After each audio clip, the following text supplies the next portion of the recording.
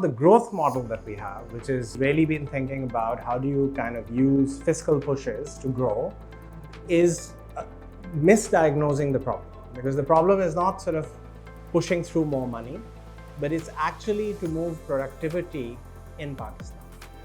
And I think parallelly what has happened is that our institutional and governance apparatuses that were designed in a different world to boost productivity have been eroded. Western Punjab, which is the Punjab that came to Pakistan, was not actually agricultural, it was largely pastoral. तो जितने हमारे दुआब के areas थे उसके अंदर pastoralism थी, उसमें agriculture नहीं थी. So when the canals came in the late 19th century, this place became actually one of the world's most productive agrarian areas, and our farmers, who were not very educated and so on, people responded hugely. And then there was another productivity boost during the Green Revolution, which actually made us the breadbasket of the world. But from that kind of height, we've gone to an agriculture that is in decay and stagnating. At the push of that was the state, because it brought the irrigation systems, it created the governance system to manage water, allocate land, and then it had a robust extension service model which allowed these peasants basically to produce really high volatility. That whole infrastructure of ag extension services, water governance has eroded, right? So it's basically about how do we reconfigure these capabilities, basically. And I think we have the building blocks for this to happen, but we have to kind of do it in a way where we center these missions. And I think having a kind of mission-oriented push on development, and I would even want to distance myself away from just a focus on growth, but on development has to be really critical.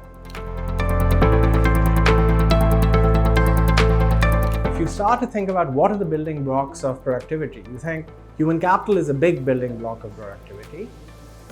You think about what's the building block of human capability, and you say health is a big building block of human capability. And then we're all citizens of Pakistan. We know that if our ambit is to build human capital or build education capabilities and health in all our citizenry, the market will never do it. Because the market will have to price, and a lot of our citizenry simply won't be able to offer that price. Hence, these are what economists call merit goods or public goods, right?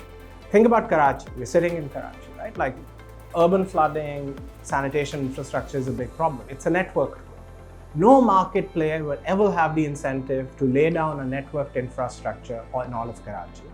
That's why you want the state to actually come in and start to provide these infrastructural services. But then the state has to have mechanisms to actually finance these. And it has to have the right capabilities and incentives to deliver this at quality, right? That's the essence of the governance system. So the first thing is, we have to say that public good creation has to be at the heart of our development and growth strategy.